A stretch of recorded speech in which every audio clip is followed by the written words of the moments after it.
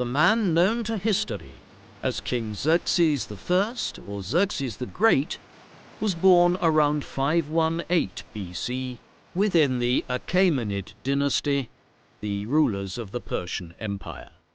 The name Xerxes derives from a Greek transliteration of the Persian king's name, which may be rendered more accurately as Kshe-Asher. That he has become known as Xerxes highlights the manner in which his interactions with the Greek world would frame his life and reign, and Xerxes is best known for his role in the second Persian invasion of Greece in the late 480s BC. He featured prominently in Herodotus's histories, widely regarded as the earliest work of systematic historical inquiry in Western literature. This work of both historical discussion and social anthropology is our greatest source for Xerxes' life, though Herodotus often coloured his accounts with highly fantastical details. Xerxes' father, Darius I, also known as Darius the Great, King of Kings, ruled the Achaemenid Empire between 522 BC and 486 BC. Son of a powerful Persian nobleman, Darius had come to power in a coup to claim control over the Persian Empire, which itself had only emerged a few decades earlier, rising out of the area that is modern-day Iran to conquer the Babylonian Empire and much of the Middle East. Darius ruled over the Persian Empire at its greatest territorial extent, though he is best known for the failure of his attempt to conquer the Greeks, which ended with his defeat to the Athenians in the Battle of Marathon in 490 BC during the first Persian invasion of Greece. His mother, Atossa, was the daughter of Cyrus II, or Cyrus the Great, the founder of the Achaemenid Empire. Darius had married Atossa shortly after becoming king in an effort to strengthen his rather tenuous claim to his throne. The couple had 4 sons, of whom Xerxes was the eldest. Darius also had several other children from 5 other wives, one of whom he married before he became king. Although Persian women could not hold political office in their own right, Atossa was Darius's favorite wife and wielded considerable unofficial authority at court. The manner in which Darius came to rule over the Persian Empire remains a subject of historical dispute. Cyrus the Great's son and successor, Cambyses II, had died childless in July 522 BC. Although Cambyses had a younger brother named Bardia, Herodotus claims that Cambyses had him put to death as he was afraid that Bardia might rebel against him. This was not widely known, so a priest named Gaumata, who resembled Bardia, assumed his identity and claimed the throne as Cambyses' successor. Then, several months later, a nobleman named Otanes apparently uncovered the king's real identity and brought together a group of 7 plotters to eliminate him. Among the 7 was Darius, who had previously served in the prestigious role of King Cambyses' lance-bearer. The plotters tracked the false king down to the fort of Sikyavortish, and Darius himself struck the mortal blow. The plotters then drew lots to determine who would be king, from which Darius emerged as the winner. In 520 BC, Darius left his own account of his rise to power in an inscription on the slopes of Mount Bisutun in western Iran, in which he claimed to have vanquished 9 rebellious kings across the empire in a single year, of which Gaumata, or Bardia, was the first. Darius begins by establishing his ancestry, claiming a common ancestry to that of Cyrus the Great, with both men ultimately stemming from the line of Achaemenes, who gave his name to the Achaemenid Empire. Darius therefore justified his actions by claiming that he was restoring his family to the throne. Many classical and Persian scholars alike, though, have questioned this tale and consider it a piece of monumental propaganda on the part of Darius to cover up the fact that he had usurped the throne and killed the real Bardia. There is almost no information about Xerxes' life before he became king at the age of 32 in 486 BC. In his biography of Xerxes, the British historian Richard Stoneman used the education of Cyrus, the partly fictionalized biography of Cyrus the Great by the Athenian general and writer Xenophon from the early 4th century BC, as the basis for Xerxes' education and upbringing. The core elements of a Persian noble's military education included horsemanship and fighting with bow and spear on foot and on horseback. Noble children were taught the main principle of Zoroastrianism, the empire's state religion. Based on the teachings of the semi-mythical prophet Zoroaster, Zoroastrians worshipped one supreme god, Ahura Mazda, who created the world and used truth to give it order. Ahura Mazda is involved in a constant struggle against Ahriman, the evil spirit responsible for falsehoods. Persian princes like Xerxes would therefore have been taught to consider telling the truth a sacred obligation, with lying and deceit equivalent to heresy. While Zoroaster's teachings formed a key part of the Persian state religion, especially during the reigns of Darius and Xerxes, the Persians continued to believe in a wide pantheon of traditional gods, though their drift towards quasi-monotheism was a striking forerunner of what would occur with Christianity in the Eastern Mediterranean centuries later. According to the first Alcibiades, a Socratic dialogue loosely attributed to the Greek philosopher Plato, Persian princes were brought up by eunuchs until the age of 14, when they would begin receiving lessons from tutors chosen from the aristocracy. As the Persians had a strong oral tradition, there is no indication that Xerxes would have been taught to read and write, and anything that needed to be recorded in writing was done by imperial scribes. At the age of 16 or 17, young Persian nobles would then spend a period of 10 years practicing military drills and going hunting.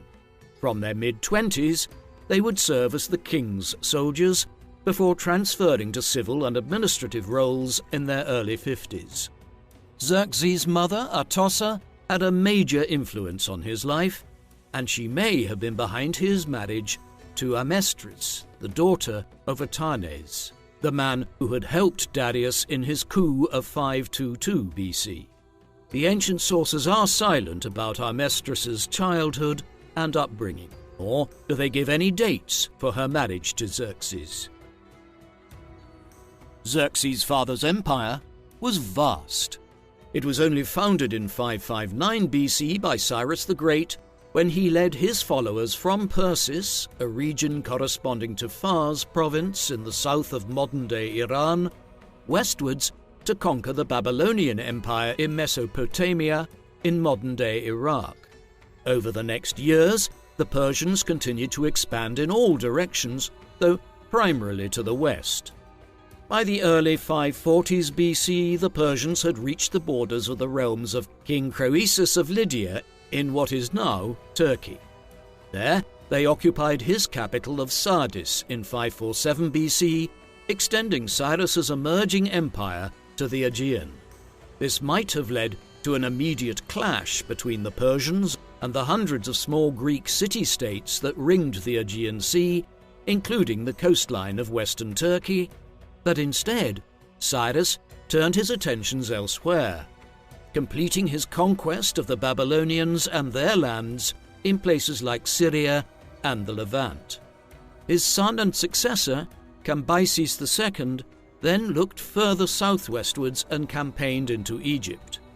By the time Xerxes' father Darius came to the throne, the Persian Empire stretched from Egypt all the way east to parts of Central Asia and from the Black Sea south to northern Arabia. Though It was a decentralized empire ruled by individual junior kings or satraps who paid homage to Darius and would do so to Xerxes as well one day when he succeeded his father. Shortly before that accession would occur, Darius turned his eyes to the Greeks of the Aegean. Though there was no individual power within the Greek world that could in any way match the Persians militarily, the Greeks were still a powerful people, having colonized large parts of the Mediterranean and Black Sea and become rich from their extensive trade and commerce. From amongst them, the Athenians were the emerging mercantile and naval power, though the Spartans of the Peloponnese were regarded as the most proficient military warriors of the known world. In the 500s and 490s BC, Darius had begun slowly conquering some of the Greek city-states of the Ionian coast of Anatolia in western Turkey. Some of these revolted against Persian rule in 498 BC, leading several of the more powerful Greek city-states further to the west on the Greek mainland to send aid to them, notably the Athenians. The Persians responded with a series of punitive campaigns targeting the Ionian city-states, and by 493 BC, the rebellion had been fully extinguished. The following year, Darius decided that his vengeance had not gone far enough and attempted to conquer the whole of the Greek world by sending an invasion force under the Persian general Mardonius.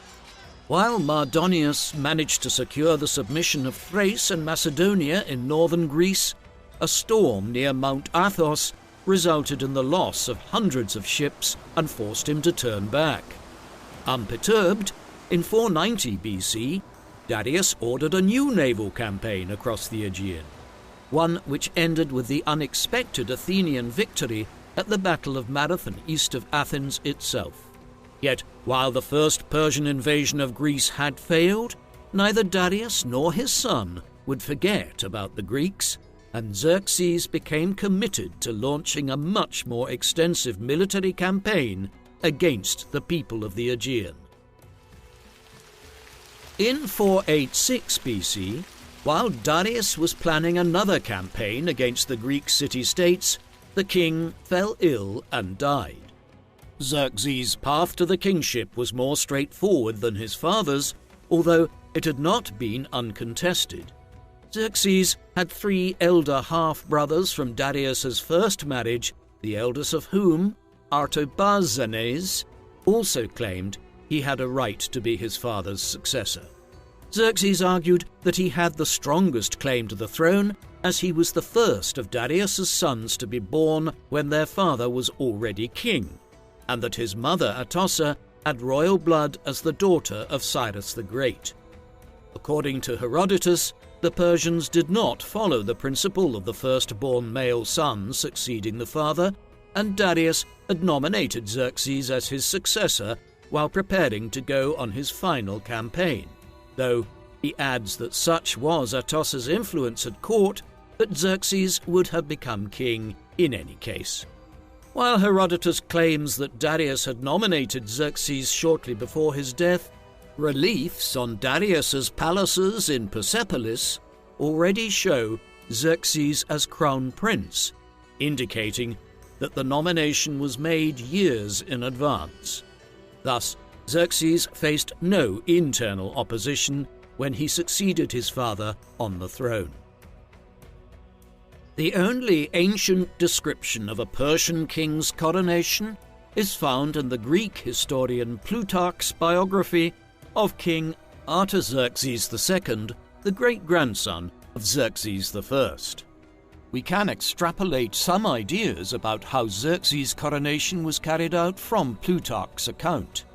After a period of mourning for his late father that ended in Darius's burial at Persepolis, one of 4 Persian capitals, Xerxes was crowned king at nearby Pasargadae, Cyrus's capital and burial place in southern Iran.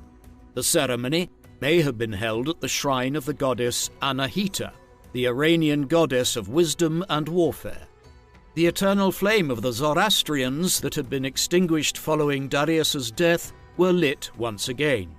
After being invested as king in a ceremony hidden from view inside the sanctuary, Xerxes would have placed upon his shoulders the robe of Cyrus the Great before descending the stairs into the presence of the awaiting crowd. The ceremony was followed by a grand feast accompanied by music. The Persian court, which Xerxes now assumed to the height of, did not stay in a single location, and the king spent the year moving between 3 or 4 capitals. The king's summer capital was the old Median capital of Ecbatana, while in winter the court travelled to Susa, the capital of the former Elamite kingdom in southwestern Iran, which the Greeks considered the centre of Persian power. The king may have stayed in Persepolis for parts of the spring and autumn, and may have also spent part of the year in Babylon. The empire had an extensive road network to facilitate communication, and the Persian royal road enabled couriers to cover the 1,500 miles between Sardis and Susa within 3 months. With the exception of the Greek cities in the west, the empire's economy was predominantly agrarian. The Greek philosopher Aristotle wrote that Persian satraps accumulated wealth from land, local produce, herding, trade, and the collection of various dues and taxes, portions of which were then sent to the king. The empire's wealth was therefore concentrated with the king and in his capitals, contributing to the splendour and ostentation that the Greeks considered decadent. Although the Greeks saw the Persians as their great external enemy, from the core of the Persian Empire, the Greeks were little more than a nuisance on the distant western frontier who deserved to be taught a lesson when they rebelled against the king. While the Persian kings were autocratic rulers, no single individual could hope to govern such a large empire without many officials. In the case of the Persian Empire, the imperial staff consisted of some 15,000 people who accompanied the king as he moved between his capitals. The king sought advice on important political and military issues from a council of 7, many of whom came from noble families closely connected to the royal family. The system of satrapies allowed the king to project his power from his capitals to the provinces. In an effort to prevent the satraps from acting too independently and challenging the king's authority, Xerxes also appointed an official to shadow each satrap and ensure they were carrying out their functions properly. Another prominent part of the imperial staff were the eunuchs, whose primary function was to control access to the royal women. The king and his court were protected by an elite bodyguard known as the Immortals, who received their name from the fact that their strength always remained constant at 10,000 men, as every man killed in action was immediately replaced. The Immortals not only provided internal security for the king and his court, but served as an elite heavy infantry unit on the battlefield. Like Louis XIV at Versailles or the Chinese emperor in the Forbidden City, the daily life of Xerxes' court was designed to project an image of the king's greatness and power among his subjects and foreign dignitaries. Every morning, Xerxes put on his imperial robes and mounted his throne in the audience hall, where he was attended to by the Chiliarch, the senior official who managed the court proceedings. The king received petitioners from all over the empire, many of whom had to wait several days at the palace gate before being admitted to the king's presence.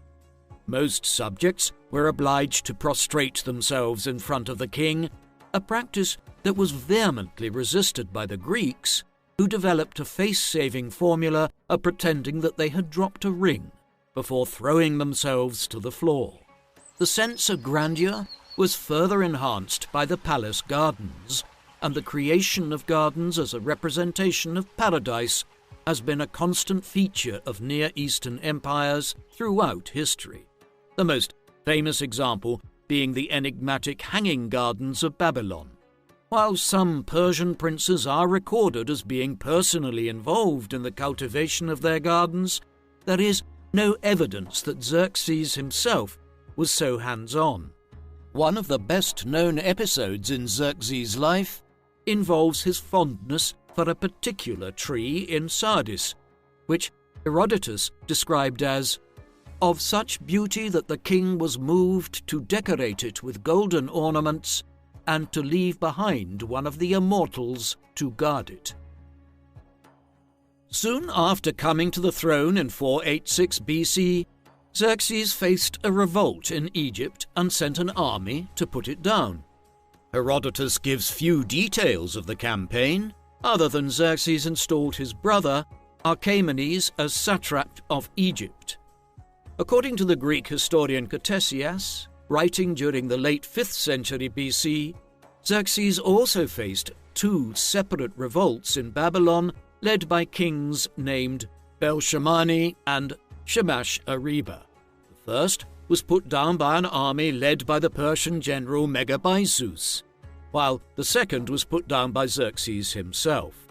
While there is some uncertainty about the dating of the two rebellions, many scholars believe that both took place within a 3-month period in the summer of 484 BC.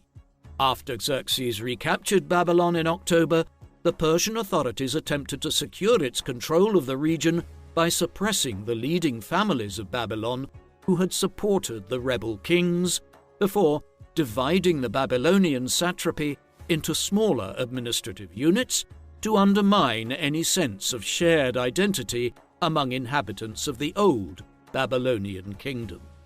While Xerxes is traditionally believed to have sacked Babylon and its temples, taking away a prominent statue of the Babylonian god Marduk, more recent scholarship argues that this is a misinterpretation of Herodotus and there was no widespread destruction of the city. After suppressing these revolts, Xerxes was free to turn his attention to Greece for the first time in his reign and avenge the slights which his father had suffered in the 490s BC. According to Herodotus, Xerxes convened a council at Susa in around 483 BC to discuss the prospect of another invasion of Greece. The main spokesman in favor of war was Mardonius, Xerxes' cousin and leader of the 492 BC invasion, who hoped to become satrap of Greece once it was conquered. Mardonius also claimed that the Greeks were ignorant about war and only fought on the open field, meaning that the Persians were guaranteed victory due to superior numbers. Mardonius's arguments failed to take into account the Persian defeat at Marathon, and Xerxes' uncle Artabanus argued against going to war with the Greeks, since the Greek fleet would cut him off from his supply lines. While Xerxes reacted angrily to the suggestion that he could not gain victory, he had second thoughts, and it was only after he had multiple dreams telling him to launch the invasion that he chose to do so. The exiled king of Sparta, Demaratus, seems to have been part of these discussions, as he sent a secret message to his homeland warning the Spartans to expect a Persian invasion. Rather than an early warning for his former subjects, Demaratus's message might also have been intended to intimidate the Spartans into submission. Xerxes was not planning on surprising the Greeks, since he spent the next 2 years making extensive preparations for the campaign. Bridges were built over rivers in Thrace to facilitate the passage of the army, and a canal was dug through the Athos Peninsula to give the fleet a safer passage to avoid a repeat of Mardonius's disaster in 492 BC. By the spring of 481 BC, Xerxes and his army left Susa and proceeded to Sardis.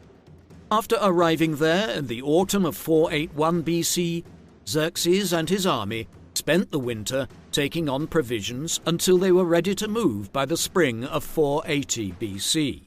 While Greek writers, including Herodotus, claimed that Xerxes had millions of men in his army at this juncture, more realistic estimates suggest that the invasion force could not have been more than 200,000 men, though even this figure would have represented an enormous invasion force in the 5th century BC. The king's multinational army, including peoples as diverse as Libyans and Indians, in addition to the Greeks in Asia Minor, who were subjects of the Persian Empire. Each of these national contingents had their own distinctive dress and equipment, and all of these different peoples, marching under Xerxes' command, served as a demonstration of his claim to be king of the whole world. The core of the army were the Persians and Medes, in addition to the legendary 10,000 immortals, commanded by Hydarnes, a nobleman whose father of the same name had been one of Darius's co-conspirators in the coup that delivered him the throne decades earlier. The commanders on land and sea were drawn from the royal family, with Mardonius holding senior command of the army and Xerxes' elder half-brother Ariobarnes as commander of the fleet. Herodotus claims that the Persian fleet consisted of 3,000 ships, including more than 1,200 triremes, the most popular form of warship in the ancient Mediterranean, named after the 3 banks of oars that gave them speed and agility in war. The largest naval contingents included the Egyptians, Palestinians, and Phoenicians, an ancient people from modern-day Lebanon who were well known for their maritime prowess. Perhaps the most famous naval commander among the Persian allies was Queen Artemisia of Caria, who ruled Herodotus's native city of Halicarnassus and its surrounding islands, and commanded 5 ships. Artemisia was one of many Greek leaders who lived under Persian rule and contributed to Xerxes' invasion force. Despite attempts by Herodotus to present the conflict as a struggle between the autocratic Persians and the freedom-loving Greeks, it is probable that there were more Greeks fighting in Xerxes' army than those who remained independent and resisted the Persian invasion. Whether as a result of Demaratus's message or otherwise, the Greeks were well aware of Persian intentions, and representatives of the major Greek city-states met at the Isthmus of Corinth in the summer of 481 BC to form a coalition to resist Xerxes. While a total of 31 city-states joined the coalition, around half of these were Sparta's allies in its long-standing military alliance, known as the Peloponnesian League. Several important Greek states, such as Thebes and Argos, favoured negotiating with the Persians, but both Athens and Sparta were adamant that they needed to be resisted at all costs, and that Xerxes' great army could be defeated. The Spartans were led by their 2 kings, Leotychidas and Leonidas, while Themistocles emerged as the most prominent military leader among the Athenians over the course of the war. After leaving Sardis, Xerxes is said to have stopped at the fabled city of Troy on the coastline of western Turkey and to have listened there to tales of the Trojan War, though this story was almost certainly just a literary device used by Herodotus to associate the Persian Wars with the heroic age of Achilles and Hector, which also saw a clash between the European Greeks and the Trojans of Asia Minor. The army then marched west towards the Hellespont, the body of water separating Europe from Asia. Although a couple of pontoon bridges had been built earlier in the spring as part of the military preparations, they had been damaged by a storm.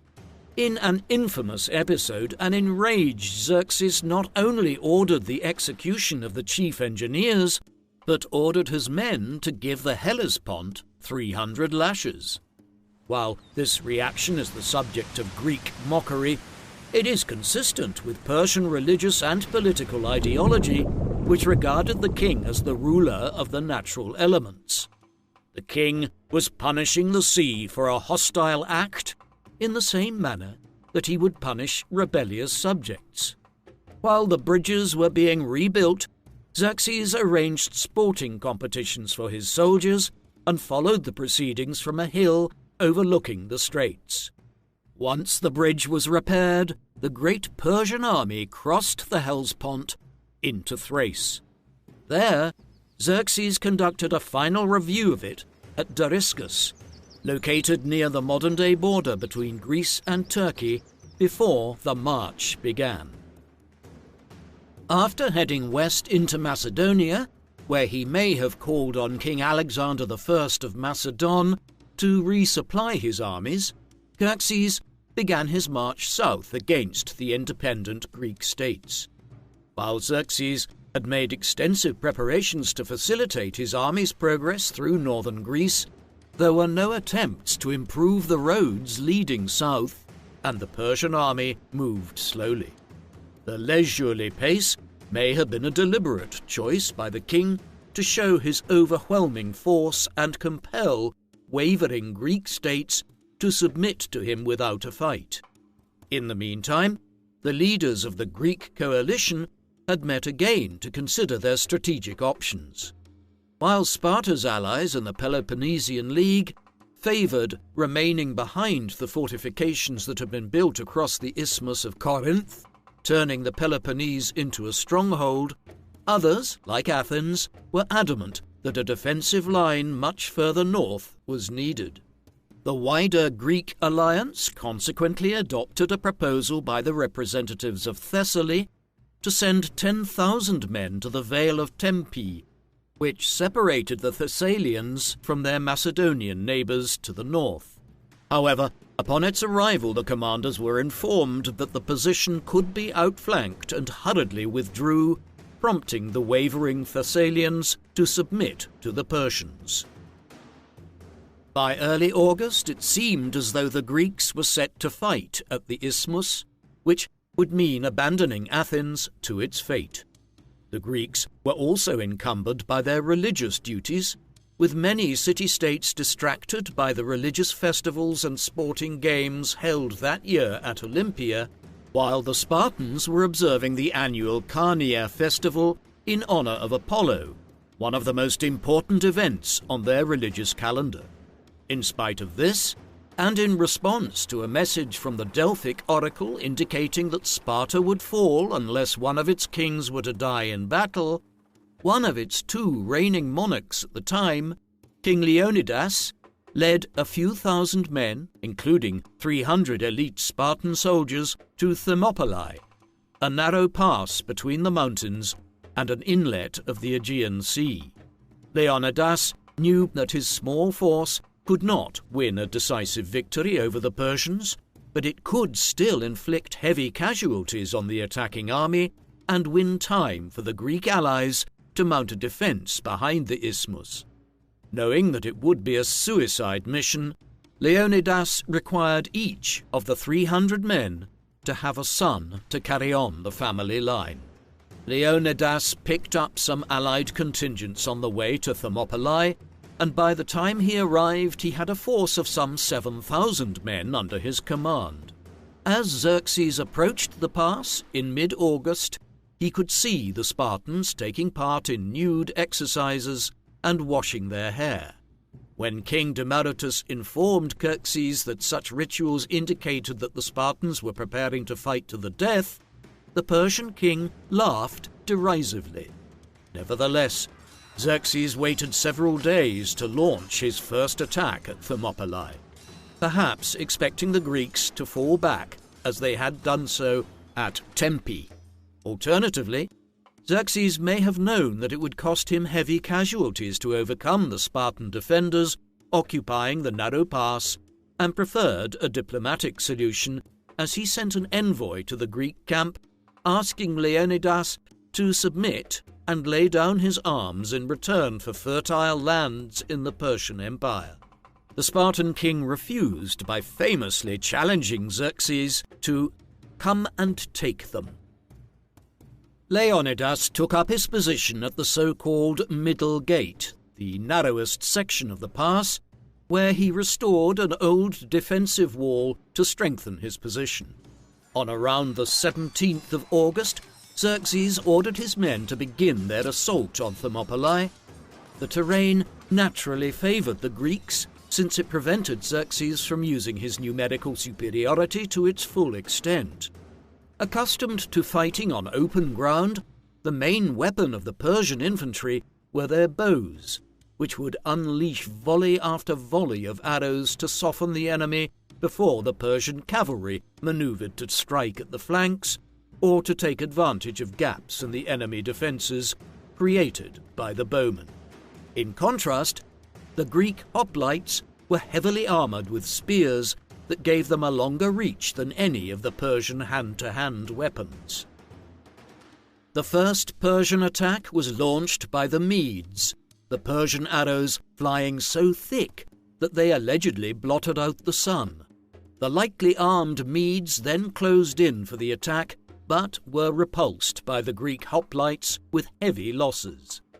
Xerxes responded by throwing forward successive contingents of his multi-ethnic army into the attack, and though some of these were better suited to hand-to-hand combat, Leonidas's position remained impregnable.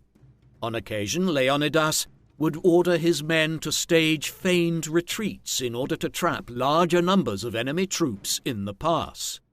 Infuriated at the lack of progress, Xerxes decided to send his immortals into the fray, but even they struggled to make progress against the formidable Greek defences.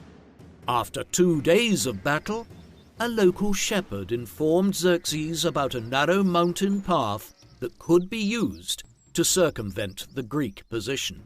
During the middle of the night, Hydarnes led his immortals over the road and overcame the weak Greek force guarding it. By the morning, they were approaching Leonidas's rear. In these desperate circumstances, Leonidas sent away any allied troops who did not wish to die and fought a last stand with his Spartans. The king led the 300 in front of the wall so they could deploy in a single line and attack the enemy in full force. According to Herodotus, 20,000 of Xerxes' men fell on the final morning of battle, but eventually the Spartans were killed one by one. After finding Leonidas's corpse, Xerxes ordered it to be mutilated and placed his head on a pole. Herodotus remarks that this was not a common practice among the Persians, suggesting that Xerxes was hugely angered by Leonidas's resistance and how costly defeating the Spartans at Thermopylae had proved. At around the same time, a naval action was fought at nearby Cape Artemisium to prevent another contingent of Xerxes' army from landing reinforcements at Thermopylae. The Persian fleet had already suffered considerable damage during a storm at Cape Sapias, resulting in the loss of around a third of the entire force. Although Themistocles had fewer than 300 triremes under his command, he adopted a circular formation with prows pointing outwards to make it impossible to outflank, and those Persian ships which attempted to do so were picked off in quick order. According to Herodotus, when Themistocles carved messages onto the rocks on the shore to persuade the Greek elements in the Persian fleet to defect, Xerxes responded by sending the Athenian naval commander a message inviting him to view the heaps of the unburied Greek dead at Thermopylae, warning that he would suffer a similar fate if he continued to fight. Although the Battle of Artemisium was tactically indecisive and the Persian navy was able to continue its southward progress, Themistocles had inflicted further losses upon the Persian fleet, which, in conjunction with the storm at Cape Sapias, reduced the Persian force to around half its initial size. Nevertheless, Xerxes maintained his numerical superiority on both land and sea and marched towards Athens with his main force. A Persian detachment was sent towards Delphi to plunder the sanctuary, but In an intervention credited to the god Apollo, a landslide at Mount Parnassus buried much of the Persian force alive, and the remainder fled from the scene. After securing the submission of the Boeotians in central Greece, Xerxes' army approached the Athenian heartland of Attica and proceeded to ravage the countryside. By this time, the city of Athens itself was largely empty. A delegation of Athenians had been to the oracle at Delphi and received a message which suggested that while the enemy would occupy the city, the Athenian population would be safe from the Persians behind its, quote, wooden wall. While a large number of Athenians believed that this meant they should rebuild a wooden wall around the Acropolis in the center of their city, Themistocles believed that the wooden wall referred to the Athenian navy. A large deposit of silver had recently been discovered at Laurium in southeast Attica, and Themistocles proposed this newfound wealth should be used to build a large fleet. The issue went to a vote in the Athenian assembly, which adopted Themistocles' proposals. When news arrived that Xerxes was marching south from Thermopylae, Themistocles put his plan into action. Almost the entire population of Athens was conscripted to man the fleet, though Themistocles retained a token garrison on the Acropolis. The Persians established a position on the Areopagus, the rocky hill below the Acropolis, which hosted the Athenian noble council, from where they shot fire arrows at the Athenian citadel. While the garrison initially prevented the Persians from approaching by rolling boulders down the path, a Persian force gained entry elsewhere by scaling up a vertical rock. Xerxes' army then burned all the religious buildings on the Acropolis, including the Temple of Athena and the Old Parthenon. In the aftermath of the battle in September 480 BC, Xerxes dispatched a message to Susa announcing that the aid Athens had provided to the Ionians at the time of their revolt, nearly 20 years earlier, had finally been avenged. The city of Athens lay in ruins, but Xerxes was premature in thinking he had defeated the Athenians entirely. With his surviving ships from the Battle of Artemisium and additional reinforcements from the other Greek allies, Themistocles awaited the Persian fleet at the island of Salamis in the Saronic Gulf, west of Athens and south of the Isthmus of Corinth, where the main Greek army had now assembled and was preparing to face an assault on land.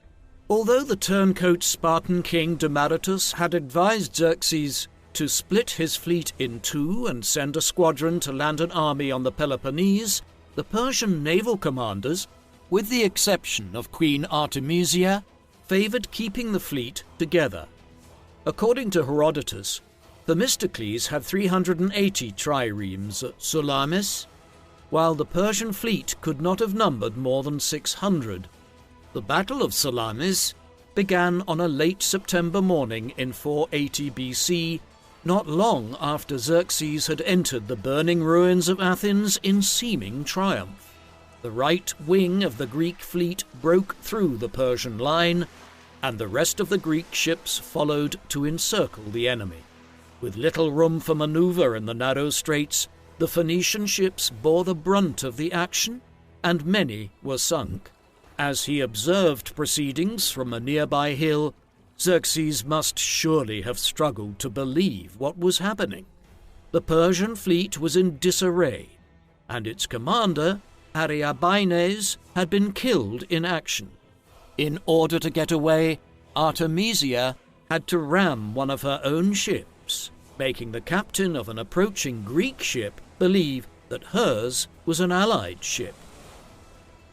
The defeat of the Persian fleet at Salamis not only caused Xerxes to abandon any thought of offensive action, but led him to fear that he and what remained of his army could now have their lines of supply cut off at the Hellespont. Panicking, he ordered a northwards retreat and did not try to engage the Greek land army at the Isthmus of Corinth. Thereafter, he hurried back to Persia, but the king left Mardonius behind in Thessaly with an army to resume the campaign the following spring. The rest of the army crossed back into Asia via the Hellespont and suffered considerably from lack of supplies and food as winter approached.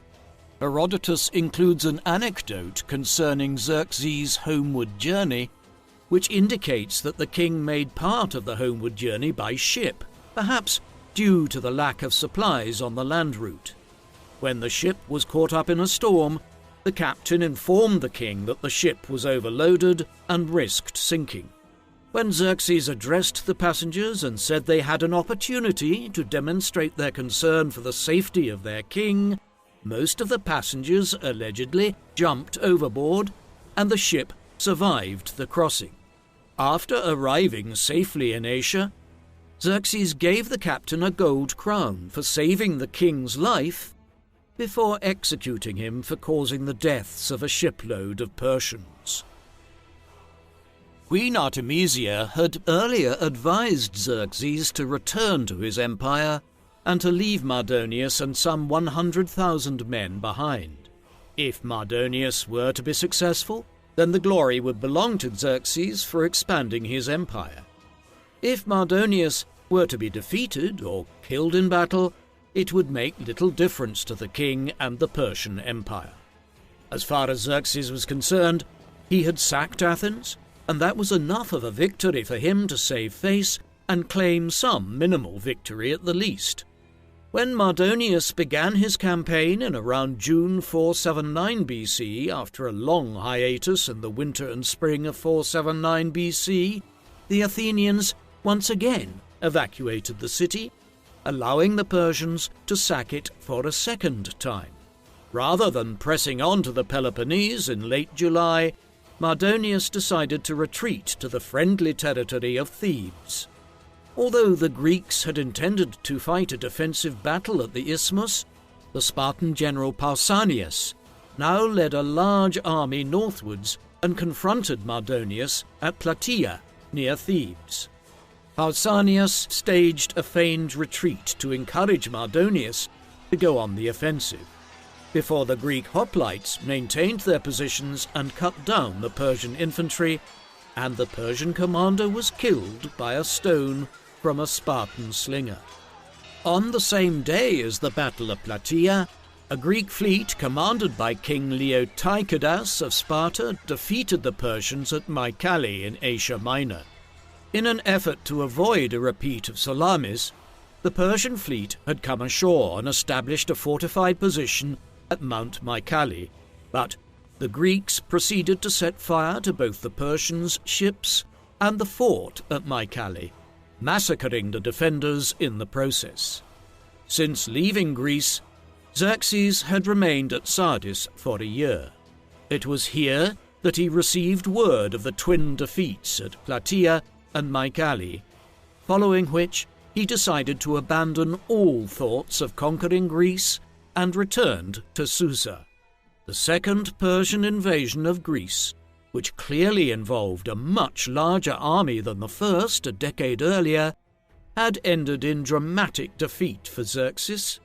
For the next 20 years, the Greeks launched frequent raids into Asia Minor, taking control of a handful of cities in the process, taking the fight to Xerxes. They also extensively celebrated the defeat of the Persian invasion as a great victory, with Thermopylae and Salamis in particular being hailed by the Spartans and Athenians as demonstrations of Greek martial prowess and the successful liberation of Greece from the despotic Oriental invader they perceived Xerxes as being. It was therefore natural for the Greek playwright Aeschylus to show the defeated Persian soldiers returning to Susa in rags at the end of the campaign in his play The Persians. However, some classical scholars speculate there may have been a Persian tradition that celebrated the second invasion of Greece in 480 BC and 479 BC as a victory. If Xerxes' primary motivation was to seek revenge for the Athenian sacking of Sardis, then The sacking of Athens in successive years had achieved that objective. But we should not be fooled. Xerxes had failed in his ultimate objective of conquering the Greek city-states entirely. As Xerxes turned his back on Greece, the Greeks also turned their backs on him. And despite the fact that Xerxes' reign lasted another 15 years, he hardly gets a mention in the Greek texts after 479 BC. As Herodotus and other writers fail to mention him thereafter, we consequently have very limited information concerning his later rule. We do know that in the aftermath of the Greek campaign, Xerxes turned his attention to another aspect of his father's unfinished work, the grand construction projects in the imperial capitals of Susa and Persepolis.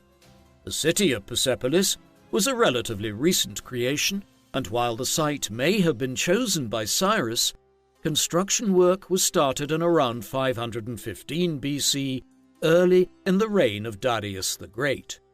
The earliest buildings on the site are the Great Stairway and the Apadana, the king's audience hall, which was modelled on a similar structure that had just been completed in Susa. These edifices were built on high ground above the plain, and in the early 5th century BC, work began on an artificial terrace at the same level, 15 metres above the ground, and faced with a limestone wall, creating a site 300 metres wide and 455 metres long. Xerxes probably began construction work in Persepolis immediately after becoming king, employing craftsmen from all over the empire to build and decorate the palaces. While Xerxes completed his father's unfinished buildings, his conception for the city was on an even grander scale. He blocked Darius's entrance in the south, and instead built an entrance to the northwest with a gentle incline leading towards the monumental Gate of All Nations, flanked by 2 winged bulls. The gateway is located at a right angle to the northern facade of the vast Apadana, completed by Xerxes, which could accommodate an estimated 10,000 people. The 2 staircases to the east and north leading to the structure bear inscriptions by Xerxes that stated, "Proclaims Xerxes the great king, by the favour of Ahura Mazda, my father Darius the king built and ordered to be built much that is beautiful, and similarly, by the will of Ahura Mazda, I added to that work and built more." The stairways are decorated with reliefs of processions of guards and foreign dignitaries bringing tribute from across the king's vast domains. The centre of each staircase featured an image of the king on his throne, facing to the right, with the crown prince following behind. There is no consensus on whether the king depicted is Darius, with Xerxes as crown prince behind him, or if Xerxes himself is occupying the throne. To the east of the Apadana stood another monumental public building of 70 square metres known as the Hall of 100 Columns, which remained unfinished at the end of Xerxes' reign, and which was only completed by his son and successor, Artaxerxes I. The edifice may have initially served as a hall for the king to receive his military commanders, but was later used as a storeroom for valuable artifacts. The palace of Darius, the king's private residence, is located in the southwestern corner of the palace complex and features images of Darius as king and Xerxes as crown prince. Throughout his construction work in Persepolis, Xerxes seems to have been motivated by a desire to outdo his father, and it was no different when it came to their private palaces. The palace of Xerxes is located opposite the palace of Darius and is twice as large, covered in inscriptions stating that Xerxes was responsible for its construction. The adjacent building to the east is known as the harem, since one of the images shows the king attended by a eunuch, but while the structure may have housed the royal women, Persian kings did not have the sort of harems later associated with the Ottoman sultans. While the Greeks claimed that the kings of Persia had 360 concubines, one for each day of the year, there is no evidence for this, and the tale may stem from Greek writers' desire to portray Persian kings as hedonists, more concerned with their carnal desires than the affairs of state. The vast treasury building, measuring 120 meters by 60 meters, is located at the southeastern corner of Persepolis. This was where the royal archives and gifts from tributaries were stored. This was one of the earliest buildings dating from the reign of Darius, though Xerxes made extensive alterations and opened a new entrance to the east. The central part of Persepolis is occupied by an enigmatic building, the function of which is unknown. As a result, it is known by a number of different names, including the Central Palace, the Council Hall, and the Tripolion, or Triple Gate. It could have simply served as a gate at the crossroads connecting the major buildings on the site, or it could have been a venue for the king to meet important officials. While construction was begun by Xerxes, it was completed by Artaxerxes, whose image is shown by all four doors. Despite all of Xerxes' monumental architecture, there is still some mystery surrounding the purpose of Persepolis. The fact that the city is rarely mentioned in the Greek sources until the 4th century BC gives the impression that it was not a center of political significance. The Iranian archaeologist Sharak Razumjau argues that the city was entirely built for religious purposes, owing to the large number of inscriptions invoking Ahura Mazda. Other theories suggest that it was purely an administrative center or a fortified citadel that stored the wealth of the empire. Classical scholars like Richard Stoneman share the view that Persepolis was one of several capital cities that hosted the king for part of the year, but that there was a strong ceremonial and religious dimension to Persepolis, whose location in the Persian heartland, close to Cyrus's palaces, at Pasargadae was of symbolic importance to the Achaemenid dynasty. The early 20th century British statesman Lord George Curzon, who travelled through Persia as a young man and wrote about the history and politics of the region, eventually being made Viceroy of India, suggested that the king stayed in Persepolis in spring and held an annual ceremony to receive officials and tributaries at the start of the year, leading modern scholars to speculate that such ceremonies were related to Nowruz, or the Persian New Year. It has been argued that Xerxes' building work in Persepolis should be considered the major achievement of his reign. These monumental buildings would survive until 330 BC, when Alexander the Great conquered the Persian Empire and sacked the capital, supposedly in retribution for Xerxes' sacking of Athens 150 years earlier. Alexander seems to have deliberately targeted the palaces built by Xerxes, since Darius's palace remained largely unharmed. The Macedonian conqueror plundered the city's wealth, taking away 120,000 talents of gold and silver, carried by 3,000 camels and an unspecified number of mules. All of this was far into the future, but the Greeks continued to trouble Xerxes during his lifetime. The Greek alliance that had defeated Xerxes at Salamis and Plataea quickly broke up, with Sparta and Athens going their separate ways. Pausanias, the victor of Plataea, led a campaign in Asia Minor and captured the city of Byzantium, but he was soon seduced by Persian ways and ruled the city like a Persian satrap. This encouraged Xerxes to use Pausanias as his agent in Greece, but before he could do so, the Spartan general was recalled and eventually starved to death in captivity in around 476 BC. The other Greek hero, Themistocles, likewise ended up becoming a friend of Persia.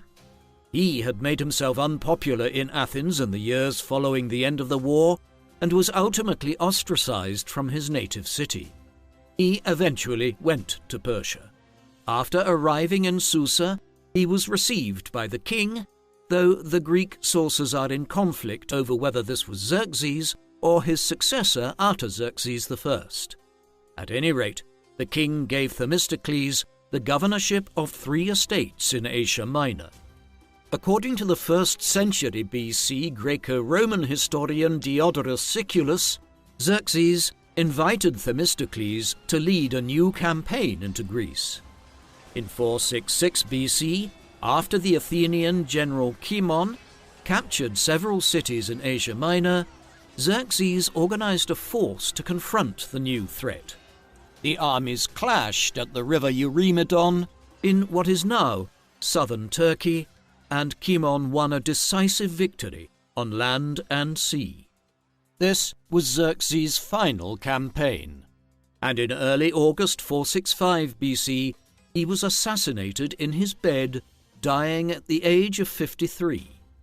All the Greek accounts attribute the murder to a man named Artabanus, an important military and political figure at Xerxes' court. In order to eliminate Xerxes' eldest son, the crown prince Darius, Artabanus told Artaxerxes that Darius had killed his father, prompting the young prince to kill his elder brother in response. Artaxerxes became king, and Artabanus may have served as regent for some time, but a few months later the new king eliminated Artabanus. A Babylonian tablet of the time states that Xerxes' son killed him and suggests that Artaxerxes may have used Artabanus as a scapegoat to cover up his own role in his father's death. The circumstances of Xerxes' death can also be connected with Herodotus's claim that soon after returning to Susa in 479 BC, Xerxes began an affair with his young daughter-in-law, Artainte, Darius's wife. If the affair had been carrying on for the rest of Xerxes' reign, both Darius and Xerxes' wife, Queen Amestris, would have had a motive to get rid of him. In this interpretation, Amestris was the mastermind of the whole plot, first plotting with Darius to kill Xerxes, and then enabling Artaxerxes to avenge his father. Artaxerxes would rule for the next 40 years, a time of general stability in the Persian Empire, despite the further loss of territories on the frontiers. King Xerxes I of Persia has not been treated kindly by historians, both in ancient and modern times. The ancient Greeks cast him in the role of the villain, making him an overconfident autocrat and religious zealot on a bid for world domination, who was fatally undermined by his poor decision-making and his pleasure-seeking tendencies. This narrative was adopted by liberal writers of the 18th and 19th centuries, who saw the examples of Thermopylae and Salamis as symbols of defiance against imperial autocracy. In all such accounts, Xerxes has become the paragon of the Oriental despot, a cliché which abounds even in some modern films. Seen from the Persian heartland, however, Xerxes was a man who may have suffered military setbacks here and there, but otherwise helped to consolidate control over much of the Persian Empire and brought it to the height of its cultural grandeur with his monumental construction program at Persepolis. In Persepolis, Xerxes presented himself as ruler of the world. By sacking Xerxes' palaces more than a century later, Alexander the Great was laying his own claim to be master of the world. Unfortunately, we will never have a complete picture of who Xerxes was, but we can speculate that there was more to him as a ruler than the version of the Oriental despot presented by Herodotus. What do you think of King Xerxes I of Persia? To what extent Was he the Oriental despot of Greek caricature who cared only about wine and women and neglected political affairs? Was his building program at Persepolis a further demonstration of imperial megalomania? Or was it instead a reflection of the stability of Xerxes' rule? Please, let us know in the comment section.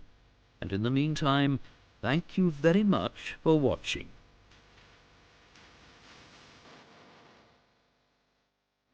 Thank you for watching People Profiles documentaries. Please subscribe if you haven't already, and don't forget to hit the bell icon to get notifications so you never miss an upload. If you would like to watch our videos with no adverts of any kind, listen to audio podcast versions of our videos, discuss history with other People Profiles fans, and much more, go to peopleprofiles.com and become a member for as little as $2 per month. Members can also receive discounted merchandise, behind-the-scenes material, and a credit in our videos, along with much more. So, please support us in our work in return for exclusive offers at peopleprofiles.com via the link in the video description. Thank you very much for watching.